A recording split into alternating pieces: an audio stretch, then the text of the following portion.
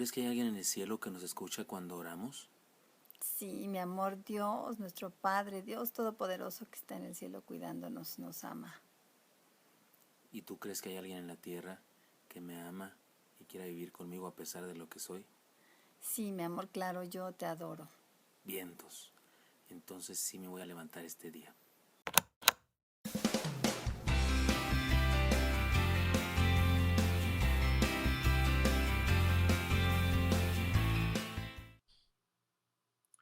Dios les bendiga, soy el pastor Gilberto Gutiérrez de la Iglesia Bautizador de México DF. Me da mucho gusto saludarles en este sábado 5 de marzo 2016. Seguimos con la serie La verdad sobre la salvación. 7 enseñanzas básicas sobre la salvación. Y aquí la cuarta enseñanza bíblica sobre la salvación. Recuerden que estamos haciendo un acróstico con la palabra pescado. Ahora estamos en la letra A, que nos enseña una doctrina más, una verdad, una enseñanza, una reflexión teológica muy importante sobre la salvación. Amor transformador. Dice así la palabra: por tanto nosotros todos, mirando a cara descubierta como en un espejo la gloria del Señor, somos transformados de gloria en gloria en la misma imagen como por el Espíritu del Señor. Segunda a los Corintios 3:18. Déjeme introduzco de la siguiente manera. Los nombres en los tiempos bíblicos eran como pequeñas biografías de las personas que los llevaban. Moisés, por ejemplo, quiere decir sacado del agua, y ciertamente fue sacado del agua por la hija de Faraón. Isaac quiere decir risa, y le pusieron así porque su padre y su madre se rieron cuando recibieron la noticia que serían papás siendo centenarios, siendo muy viejos. Los hijos de Noemí se llamaban Maalón y Keelión, que quieren decir enfermedad y languidez, y debieron estar muy mal de salud porque murieron muy jóvenes sin haber dado hijos a sus esposas. Sin embargo, Dios usó muchas veces esta circunstancia de la cultura de aquel entonces, el hecho de que le pusieran nombres a las personas que tenían que ver con su forma de ser o su manera de ser o sus condiciones. Dios utilizó eso para hablar de la transformación que puede hacer en las personas que creemos en Él. Por ejemplo, Abraham quiere decir padre enaltecido, pero Dios le cambió de nombre, dice la palabra, y no se llamará más tu nombre Abraham, sino que será tu nombre Abraham, porque te he puesto por padre de muchedumbre de gentes. Jacob quiere decir suplantador o tramposo, y Dios le nombró Israel. Y el varón le dijo: no se dirá más tu nombre Jacob, sino Israel, porque has luchado con Dios y con los hombres y has vencido. Génesis 32:28. Y a Simón, cuyo nombre quiere decir providencia del cielo, gordura, aceite, que escucha u obedece, Dios le puso por nombre Pedro.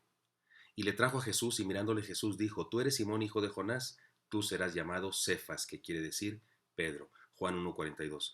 Podemos decir que les cambió de nombre porque les habría de cambiar también la biografía. En el caso de Abraham debió ser todo un reto decirle a los más de 300 personas de su patriarcado que le dijeran padre de multitudes, cuando en ese momento no tenía ni un solo hijo. Sin embargo, la profecía se cumplió y se convirtió en el Padre de la fe. Nuestro Padre, si creemos en Cristo, si creemos en Dios, es nuestro Padre también, así es que tiene una multitud de hijos. Y se cumple la profecía de haberle cambiado el nombre. En el caso de Jacob, debió ser una bendición dejar de llamarse tramposo y reconocerse como un hombre nuevo, transformado por la gracia de Dios. De hecho, esto le dio valor para enfrentar a su hermano, a quien había robado la bendición y quien había prometido vengarse de él.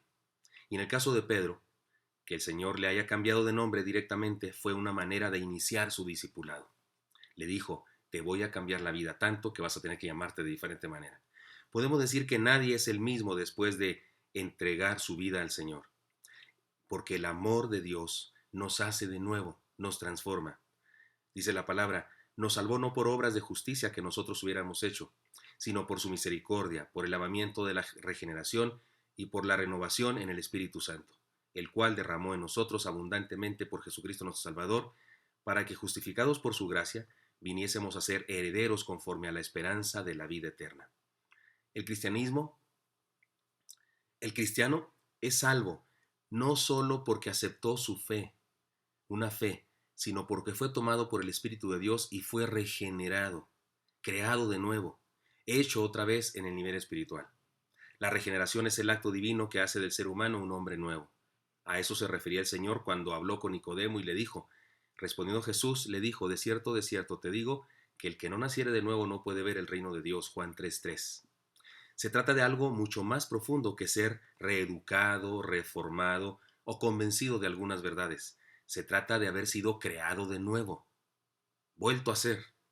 El amor de Dios nos hace mejores personas, porque por gracia sois salvos por medio de la fe, y esto no de vosotros, pues es don de Dios, no por obras para que nadie se gloríe, porque somos hechura suya, creados en Cristo Jesús para buenas obras, las cuales Dios preparó de antemano para que anduviésemos en ellas, dice Efesios 2, 8 al 10. No conseguimos la salvación por medio de las obras buenas, pero cuando somos salvados por la gracia de Dios, las buenas obras son un resultado de nuestra conducta. Es decir, que el cristiano no se porta bien para ser salvo. Se porta bien porque ha sido salvado por la gracia de Dios y transformado por su amor.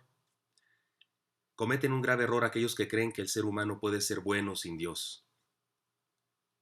Están rotundamente equivocados aquellos que se esfuerzan en decir que la ética es más importante que la fe en Dios. Algunos dicen que la bondad es parte de la naturaleza humana, que tener paz y ser tolerante es algo intrínseco en todo ser humano desde que nace. Sin embargo, muchos siglos de historia nos dicen todo lo contrario. Hay maldad en el ser humano, hay egoísmo, intolerancia, envidia y competitividad malsana en el corazón del hombre. Como ya lo vimos en el primer devocional de esta semana, y como nos lo dice la palabra, dice el necio en su corazón, no hay Dios. Se han corrompido, hacen obras abominables, no hay quien haga el bien, dice el Salmo 14:1. La única esperanza para que el hombre perdone, tolere y busque el bien de los demás es que el amor de Dios transforme su vida integralmente.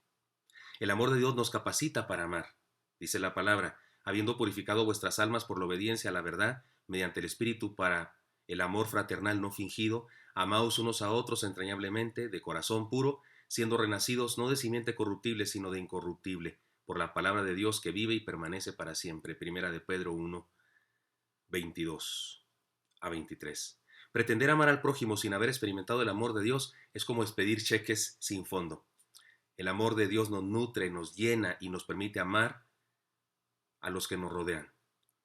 Podemos decir que antes de entregarnos a Dios, nuestra capacidad de amar, está muerta y la resucita cuando el amor de Dios llega a nuestra vida. El amor de Dios ratifica nuestra conversión y santificación. El amor de los cristianos es una señal del amor de Dios en sus vidas. Nadie puede amar de verdad si no experimenta primero el amor de Dios, y nadie que no ama puede verdaderamente haber experimentado el amor de Dios. Amados, amémonos unos a otros porque el amor es de Dios. Todo aquel que ama es nacido de Dios y conoce a Dios. El que no ama no ha conocido a Dios porque Dios es amor, dice 1 de Juan 4, 7 al 8. Así que el amor del cristiano se muestra en buenas obras, comprensión, tolerancia, perdón, servicio, ayuda, fraternización. Es una evidencia de su conversión y de su proceso de santificación también. Aquellos a los que les parece increíble el mensaje bíblico de la salvación por gracia, aquellos que prefieren creer en una salvación por obras o por medio de rituales, sacramentos o experiencias de éxtasis, deben entender dos cosas importantes. El ser humano no puede salvarse por el amor, el ser humano no puede salvarse, pero el amor de Dios lo puede salvar. Por gracia, porque por gracia sois salvos por medio de la fe, y esto no de vosotros, pues es don de Dios. El cristiano no es salvo porque sea bueno, sino que al ser salvado, Dios le transforma en mejor persona.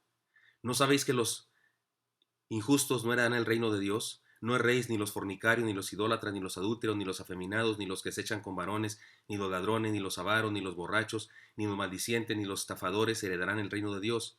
Y esto erais algunos, mas ya habéis sido lavados, ya habéis sido santificados, ya habéis sido justificados en el nombre del Señor Jesús y por el Espíritu de nuestro Dios. 1 Corintios 6, 9. A mucha gente le cuesta trabajo creer que somos salvados solo por gracia.